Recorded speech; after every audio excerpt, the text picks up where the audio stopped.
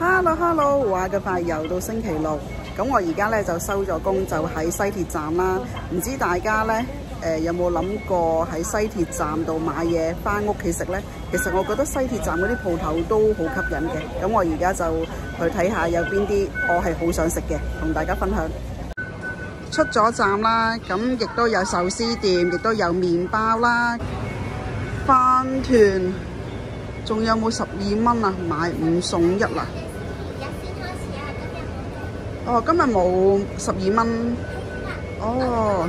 如果有日常卡嘅話咧，就做到14蚊嘅。OK， 好。咁啊，買5送1，我又食唔到咁多喎。如果12蚊一隻咁啊抵。咁啊，去另一間睇下啦。哦，佢有張單張寫住係邊日咧就做12蚊嘅。如果12蚊啊，真係抵喎！嗱，大家可以留意下日期啦，去買飯團。有時做嘢啊，我午餐都會買飯團食嘅，夠方便啊嘛，有啲飯落肚。飯團唔啱，咁行後呢度有啲蒸包蒸飯嘅湯飯系列，呢個係有湯啦，有飯，40零蚊。唔算好貴，感覺上呢個係幾好食咯。咁啊，仲有一啲糖水20蚊，大家啱唔啱？咁啊，亦都包呢，我就建議早上經過西鐵站啦就買啦。咁呢間我自己冇咩心水，好想去睇下蛋糕。咁去飯團前面嗰間睇下蛋糕，我都好耐冇買啦，因為好多時一落車落到下面呢，就係A1 啦。我記得呢一個啦，29蚊係好好食嘅。哇，好吸引！大家知道。我一睇蛋糕就開心噶啦。其實有時做嘢唔係唔開心，係做嘢攰嘅。咁睇下蛋糕都可以舒緩嗰個好攰嗰個疲倦咯，嗰個心情咯。我覺得其實做嘢攰唔緊要，最緊要就係你同人事關係 OK， 咁所有都唔係問題啦。咁再行過嚟爭鮮望下，我自己都幾經常買嘅，因為真係方便。不過天氣涼涼地就唔食咁多啦。其實我琴晚先買完。我最近呢係好中意食呢個花枝卷，56蚊，即係你當係10蚊一件咯，係好飽肚。有時我食4嚿就已經飽晒啦。啱唔啱？唔啱。其實我自己有心水。咁啊，再到隔離，其實我係好想食呢一個嘅三文治，不過係白色嘅，賣晒啦。咁有時夜晚黑我都好想食包㗎，唔知點解。哦，蛋糕都好吸引啊！我覺得吸引過啱啱我睇嗰間，同埋相對咧係冇咁貴。哦，Tiramisu啊，有時食嚿蛋糕咁啊當飯。其實食包做晚餐都幾好。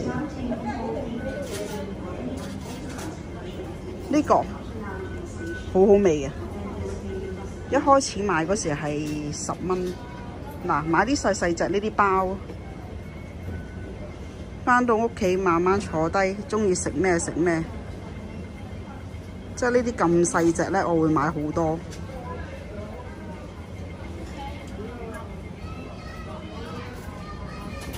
哦，呢個迷你腸仔啦，牛角酥、朱古力又好食。咖喱冬甩軟包，我全部都食過。呢兩隻都係好好食。哎呀，我決定買包做晚餐。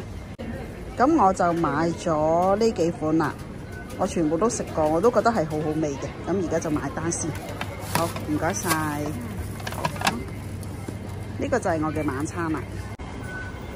去完山崎買麵包，咁好想食啲甜品。其實奇華嘅糯米糍係好好食，如果有綠茶味啊，不過講真啦，係貴咗嘅。但係有時我好想食咧，我都會食咯。睇下有冇花生味先。除咗糯米糍，另一個推介就係黑芝麻竹炭瑞士卷。哎呀，好耐冇食啦！我一見到咧，哇，真係有啲想喊添啊！因為當你見到整翻最後一包嘅時候，你就會覺得自己好好彩。我要買。咁有冇其他味嘅糯米糍咧？冇喎。啊，呢個綠茶，我係極度中意食蛋糕、瑞士卷嗰啲人嚟嘅。可以啊，呢個都唔錯喎，綠茶味12蚊。可以買嚟聽日做早餐咯。買，通通都買，想食就買啦。起碼我買咗返去唔會後悔。好，買3樣甜品。哦，買3件蛋糕平5蚊，咁我揀多一個8聚瑞士卷，又鹹又甜啊！買咗80蚊，唉，我覺得超抵嘅，即係唔好話抵嘅，你想食嘅你咪覺得唔貴咯。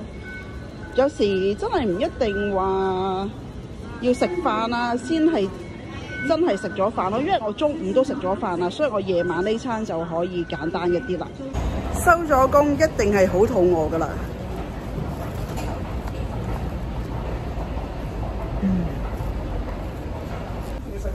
隻眼都差唔多好返，好似雞髀雞髀包。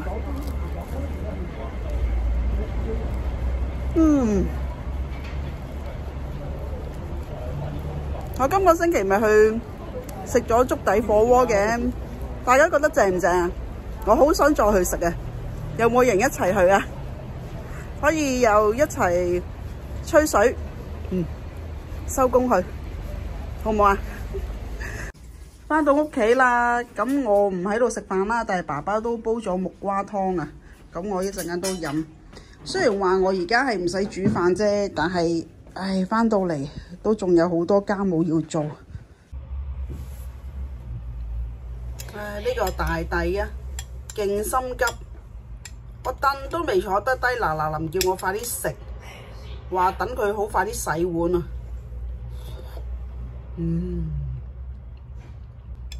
咁辣嘅點解？木瓜湯唔係甜嘅咩？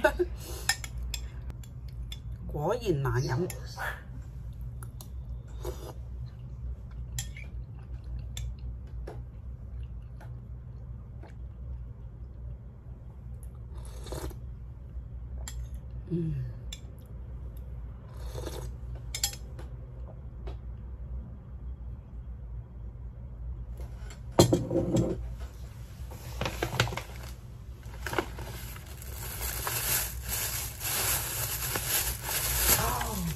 我最愛嘅包，日式咖喱包，有啲似食凍咗嘅薯餅啊，好好味喎！返工令我變得自信啦，識得點樣同人相處，做家庭主婦係好似好安逸。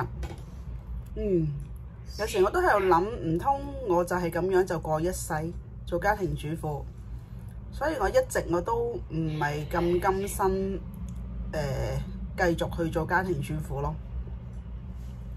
因為我真係等咗好耐好耐，等到2個正式讀中學啦，先可以全身而退，放低家庭主婦呢個身份去出去工作。呢一個計劃我係諗咗10年㗎啦， 10年呢個時間可以對於我嚟講係好漫長咯，因為你要等到10年，兩個仔女大個咗，到正式讀中學，你先可以重新出嚟社會工作。我覺得我好好彩啊！出返嚟做嘢，身邊遇到好多都好好，係因為而家大部分人出嚟都係打工啫，都唔會話你虞我詐嗰種心理。咁當然有嘅，但係我好好彩，我身邊個個都好好，係啊，因為我真係用真心去對待每一位喺我身邊嘅人，係啦，我唔會去諗咁多嘅心計啦，唔會去諗人哋去諗乜嘢，每日都係用平常心啦，用返自己最唔複雜嘅思想去同人相處，維持我繼續簡單嘅自己。仲有好快又到2026年啦，我希望新嘅一年自己有好多唔同嘅嘗試啦，亦都有唔同嘅改變啦，亦都有好多嘅進步。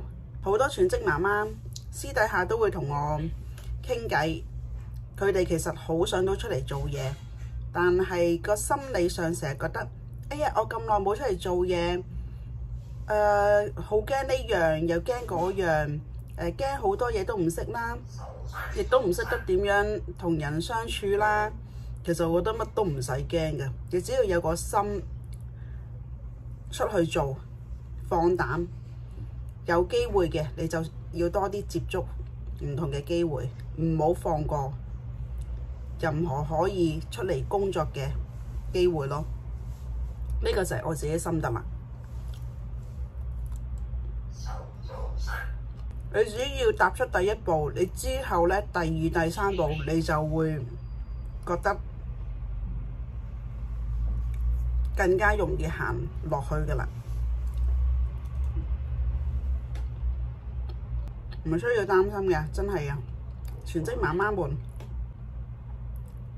你哋都可以有自己嘅工作，有自己嘅時間，有自己嘅娛樂。